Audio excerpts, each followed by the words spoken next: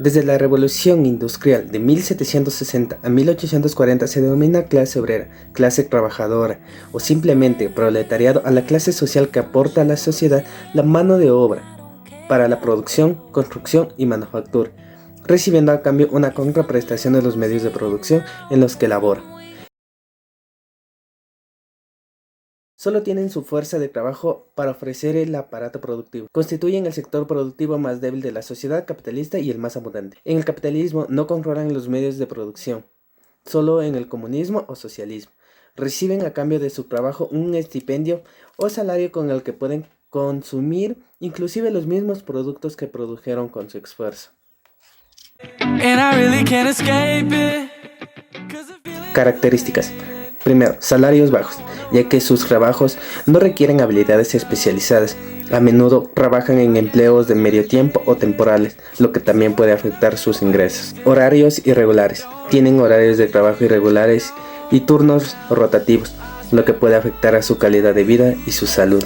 Interacción con el público. Los trabajadores en el sector del público de servicios y comercio a menudo implican un alto nivel de interacción con el público, lo que puede ser estresante y agotador. Pocas oportunidades de ascenso. Los trabajadores de la clase obrera comercial a menudo tienen pocas oportunidades de ascenso y desarrollo profesional, lo que puede limitar sus perspectivas de carrera. 5. Inestabilidad laboral. Debido a que muchos trabajadores de la clase obrera comercial tienen contratos de trabajos temporales o a tiempos parcial, su trabajo puede ser menos seguro y estable. Organización sindical. Los trabajadores de la clase obrera comercial a menudo se organizan en sindicatos para luchar por mejores condiciones de trabajo, salarios más altos y beneficios laborales. Importancia económica. El sector de servicios y comercio representa una gran parte del ejemplo en muchos países, lo que significa que la clase obrera comercial es una parte importante de la economía. Empleados del sector servicios. Los servicios son actividades que satisfacen las necesidades de la población. Se clasifican en servicios públicos y privados. Servicios públicos son servicios que ofrece el Estado. Los servicios privados son los servicios que ofrecen las empresas privadas y satisfacen las necesidades de los consumidores a cambio de una retribución económica. Características del sector servicios. Son intangibles porque los clientes no se les puede adquirir físicamente ya que no son materiales. Son heterogéneos ya que al recibir un servicio el beneficio recibido es único y diferente. Son inseparables, ya que la producción como el consumo del servicio se dan de forma simultánea, puesto que el servicio se proporciona con presencia del cliente. Son perecederos, dado que no se pueden almacenar, ya que la producción y el consumo son simultáneos. No se adquiere propiedad, puesto que se adquiere el derecho de recibir un beneficio o prestación, pero nunca se adquiere propiedad, ya que mientras se presta servicio el cliente se queda con la experiencia que vivió. Trabajadores sindicalizados. Es un empleado que pertenece a un sindicato que se dedica a proteger y defender los derechos e intereses laborales de sus medios. En 1824, el primer país en admitir el derecho sindical fue Inglaterra. Durante el siglo XIX en Ecuador, se dieron los primeros registros de organización de trabajadores tanto en Quito como la Sociedad de Sastres y en Guayaquil la Sociedad de Carpinteros. Finales del siglo XIX, inicios del siglo XX, el desarrollo industrial era incipiente y existían grandes diferencias en las formas de producción agrícolas entre la sierra y la costa. Las primeras organizaciones de trabajadores fueron sindicatos de trabajadores en servicios y artesanos, como administrativas, técnicas ocupacionales, panaderos, sastres, entre otros.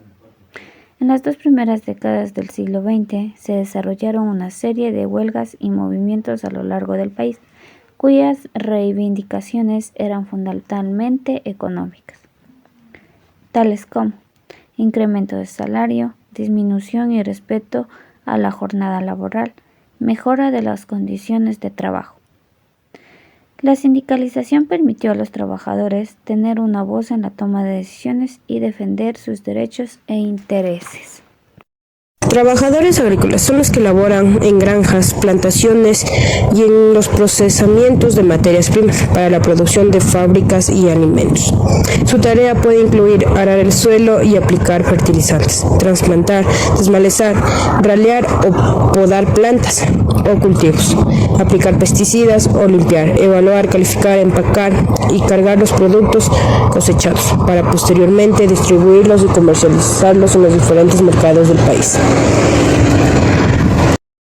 Las características principales de los trabajadores agrícolas son sus bajos salarios. Muchos de los trabajadores agrícolas reciben salarios bajos que a menudo no les permite cubrir sus necesidades básicas. Número 2. Condiciones laborales precarias. Los trabajadores agrícolas pueden enfrentar condiciones laborales difíciles, como las largas horas de trabajo, falta de acceso a servicios básicos como baños, agua potable y su exposición a pesticidas y otros productos químicos. Falta de protección social. Los trabajadores agrícolas pueden tener dificultades para acceder a la protección social, como seguro de vida, seguro de desempleo y jubilación. Trabajo temporal. Muchos de los trabajadores agrícolas son contratados de manera temporal para realizar tareas específicas, lo que puede hacer que su trabajo sea inestable y les dificulte planificar su futuro. Migración. Muchos trabajadores agrícolas son migrantes, lo que a menudo significa que debe dejar sus hogares y familias para trabajar en condiciones precarias en áreas rurales. Dependencia de factores climáticos. Los trabajadores agrícolas a menudo dependen de factores climáticos como la lluvia y la temperatura para realizar su trabajo o obtener buenas cosechas. Eran explotados con extensas jornadas laborales y bajos salarios. Muchos trabajos en la construcción requieren jornadas laborales extensas y en ocasiones trabajos nocturnos, lo que puede ser agotador y demandante físicamente. A cambio recibían baja remuneración económica, lo que puede ser una fuente de preocupación para ellos y sus familias.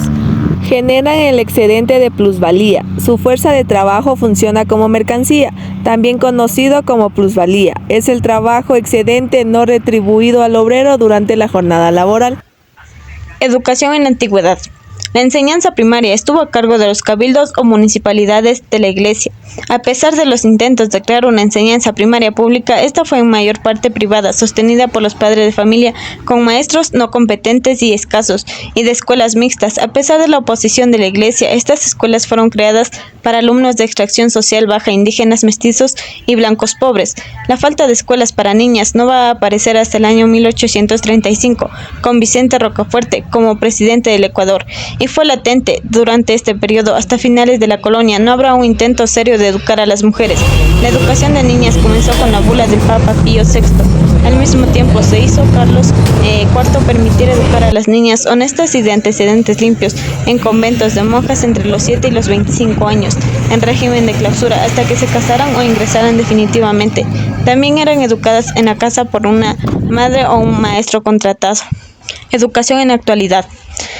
La calidad. Gracias a su carácter experimental, elaboran su plan educativo institucional de forma participativa y respetan así las características culturales, sociales y económicas. Procesos que desarrollan para alcanzar el mejoramiento pedagógico. Construcción participativa del plan educativo. La clase obrera es la fuerza de trabajo que está ligada a la forma más avanzada de la producción de la sociedad. Es la organización y disciplina de las empresas capitalistas. Entre ellos encontramos a lo que es el sector minero. La minería representa alrededor del 1% de la fuerza de trabajo, 30 millones de personas, de los cuales 10 millones de personas trabajan en lo que es la producción de carbón y el otro 6 millones de personas trabajan en lo que es minería a pequeña escala. El trabajo de un minero realmente es demasiado peligroso. Esta gasolinera el tanquero viene todos los días con 4.000 galones de extra y 1.000 galones de diésel. El entorno de un minero realmente es desfavorable. Trabajan sin luz natural o ventilación. Algunos incluso han llegado a tener accidentes, enfermedades. Existen otros riesgos físicos como los fuertes ruidos, las explosiones de dinamitas, perforadoras, ventiladores gigantes y trituradoras, y demás procesos que pueden afectar al oído. Los riesgos químicos, en cambio, son gases como el monóxido de carbono, dióxido de azufre y metano, y otros elementos comunes en las minas que perjudican nuestra salud. Al igual encontramos riesgos biológicos como Legionela, es una bacteria que puede crear epidemias si no se controla a tiempo. Generalmente frecuenta las torres de refrigeración de las minas y puede pasar a las fuentes de agua potable. Sobre las clases obreras industriales. Primero, para este tema tenemos que saber qué son las clases. Esto dice que designan al conjunto de trabajadores que aportan al factor de trabajo en la producción y a cambio reciben un salario económico. También podemos decir que la clase obrera industrial se refiere a aquellos trabajadores que se dedican a la producción industrial. Dice que esto quiere decir que la fabricación de bienes o plantas industriales. Algunas de estas características son trabajo manual, es el bajo de nivel de educación formal, son los salarios bajos. Tenemos también como trabajo repetitivo y monótono. Tenemos también las condiciones de trabajo. También, ¿qué podemos decir en esto? Cada uno de estas características tienen alguna referencia, tienen algún significado por lo que ha pasado cada trabajador en la clase industrial, que estos son trabajadores que se dedican de día y noche a una buena producción para poder tener un trabajo bueno y poder sacar un salario, aún más salario económico, que sea un salario que puedan manifestarse entre ellos y poder así cumplir